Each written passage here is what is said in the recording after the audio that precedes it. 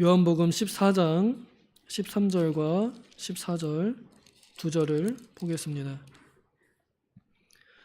요한복음 14장 13절 14절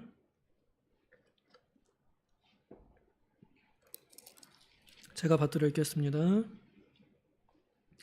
요한복음 14장 13절 너희가 내 이름으로 무엇을 구하든지 내가 행하리니 이는 아버지로 하여금 아들로 말미암아 영광을 받으시게 하려 함이라. 내 이름으로 무엇이든지 내게 구하면 내가 행하리라. 아멘. 같이 한번 읽겠습니다. 13절 14절 시작.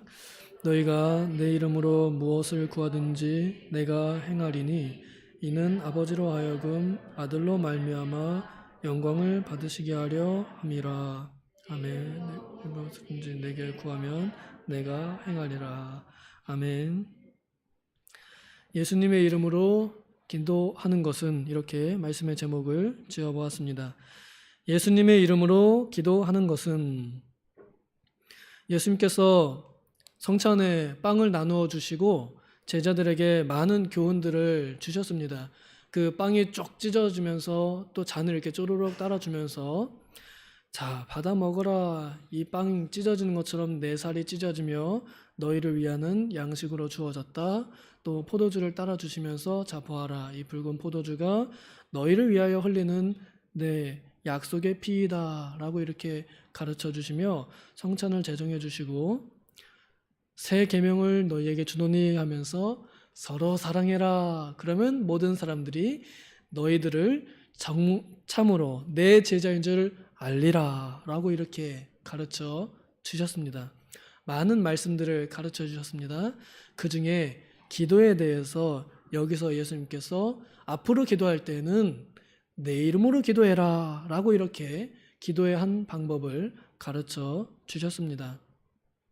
전에는 제자들에게 기도할 때 주기도문을 가르쳐 주셨죠.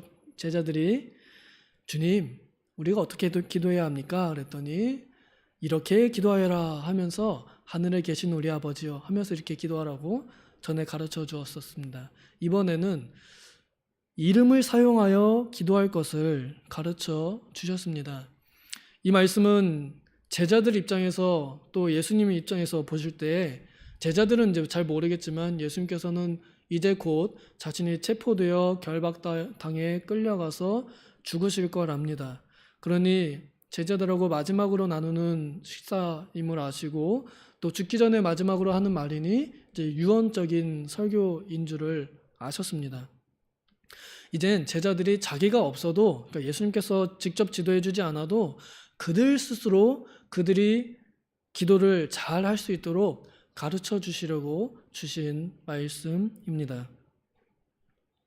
그래서 우리는 이 말씀에 따라서 어떤 내용이든지 간에 우리는 항상 예수님의 이름으로 기도하옵나이다. 아멘. 이렇게 하면서 기도를 마칩니다. 보통 우리는 그냥 기도 형식으로 이렇게 알고 있는 예수님의 이름으로 기도한다는 그 의미에 대해서 조금 생각을 해보았습니다. 왜 예수님께서는 다른 이름도 아닌 예수님의 이름으로 기도하라고 하셨을까? 이 의미가 무엇일까? 이 뜻이 무엇일까? 물론 여기 계신 분들은 다 아실 거라 제가 생각하고요. 신앙생활들을 되게 오랫동안 이렇게 하시고 또 연륜도 있으시고 또 깊이도 있으신 줄 압니다. 다 아시는 내용이겠지만 혹시 잊어버렸다면 다시 한번 생각나게 하기 위하여 이 말씀이 선포되는 줄 아시고 받으시면 되겠습니다. 예수님의 이름으로 기도한다는 것은 예수님을 위하여 기도한다는 말입니다. 예수님의 이름으로 기도한다는 것은 예수님의 뜻대로 기도한다는 것을 의미합니다.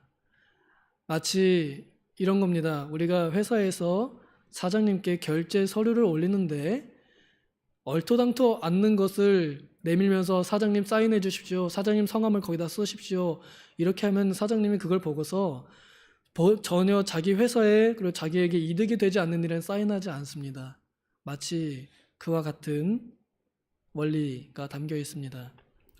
우리가 기도문을 다 쓰고 거기에다가 내 이름 유신승의 이름으로 기도합니다. 아멘. 쓰면 하나님께 바로 퇴짜 맞습니다. 왜냐하면 인간의 이름은 아무런 힘과 아무런 소용이 없기 때문입니다. 하나님 앞에서 받아들여질 수 있는 의로운, 온전한 의로움은 오직 참 하나님이시며 참 사람이신 예수 그리스도밖에 없습니다. 그래서 오직 이 땅에서 예수 그리스도의 이름만이, 예수 그리스도의 기도만이 하나님께서 받으시기에 합당한 기도입니다. 그래서 우리는 내 이름을 거기다 쓰지 않고 기도는 다 내가 원하는 내용 다 써놓고 거기다가 예수님의 이름을 빌려다가 예수님의 이름으로 기도합니다. 아멘. 이렇게 서명해서 하나님께 기도문을 결제 서류를 올립니다. 그러면 이제 그 결제 서류를 받으시는 하나님께서 보실 때에 이 사인된 결제 서류에 도장을 찍을 것인가 말 것인가를 결정하시게 됩니다. 이때 그 내용이 이 서명하는 그 이름에 합당할 때 하나님께서는 이루어 주시고, 그 내용이 이 서명자 곧 예수의 이름과 별로 관련이 없으면 그거는 뭐 인간적으로도 누구나 도장을 찍지 않습니다. 우리가 보통 기도할 때 모든 것들을 다 기도합니다. 그래서 어떤 경우에는 낙심합니다. 우리가 많이 낙심합니다. 그런데 기도의 두 가지 종류를 한번 생각을 해보면 우리가 낙심할 이유가 없습니다. 하나는 뭐냐면 하소연입니다. 어떤 사람은 하소연하는 게 기도가 아니다라고 말하는데 저는 아니에요. 저는 제가 생각하기에 기도는 두 가지. 하나는 하소연이고 또 하나는 간구입니다. 무언가는 요청하는 것이고 하나는 그냥 넋두리를 내는 거예요. 우리가 인간들과, 그러니까 사람들과 교제할 때에도 여러분 카페에 만나서 우리 여자분들 만나면은 뭐예요? 막 이런저런 수다를 떨어요. 그리고 나서 집에 갈 때 전화로 또 얘기해 이러고, 집에 와서 전화로 통화하면서 또 만나서 얘기해 이러면서 결국 그냥 다 이런저런 얘기들을 하잖아요. 마치 기도가 그와 같은 하나의 하나님과의 교제하는 통로가 되는 것입니다. 방편입니다.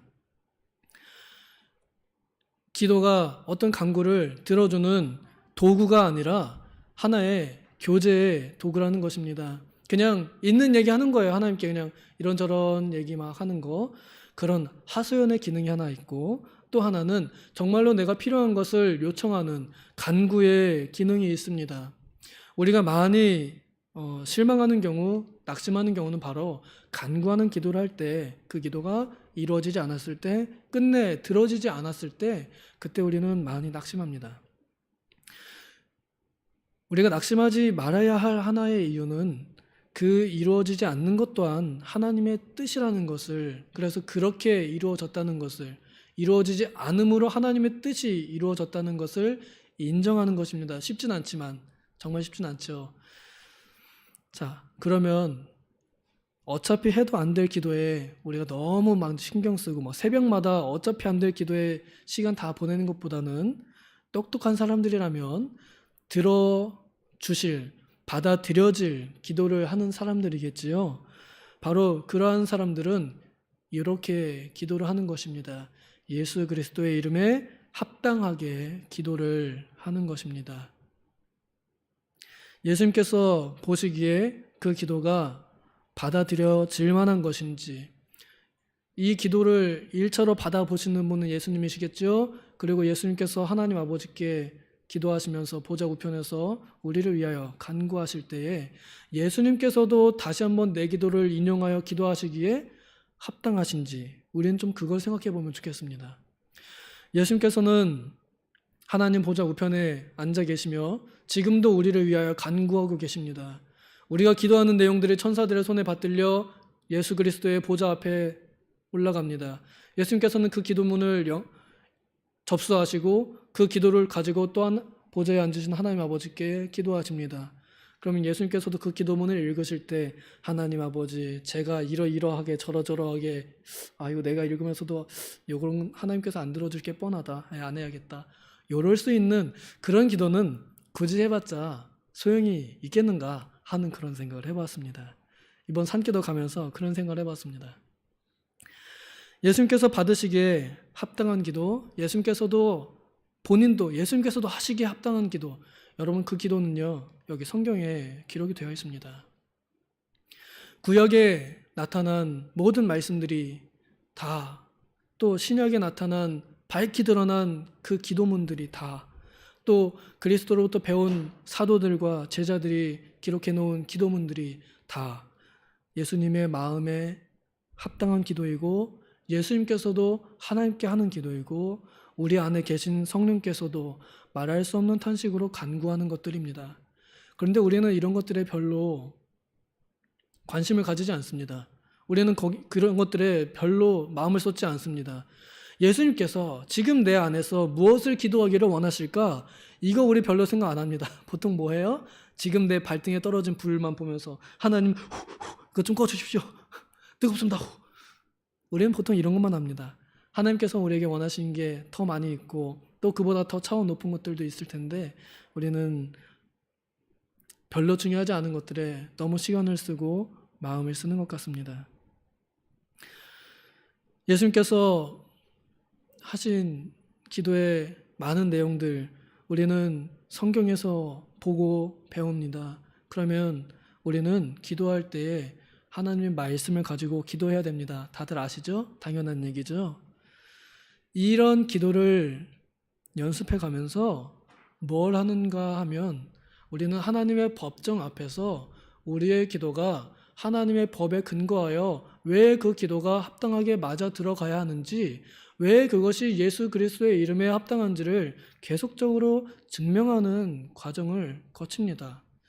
여러분, 우리가 한 가지 기도 제목을 만약에 가진다고 합시다.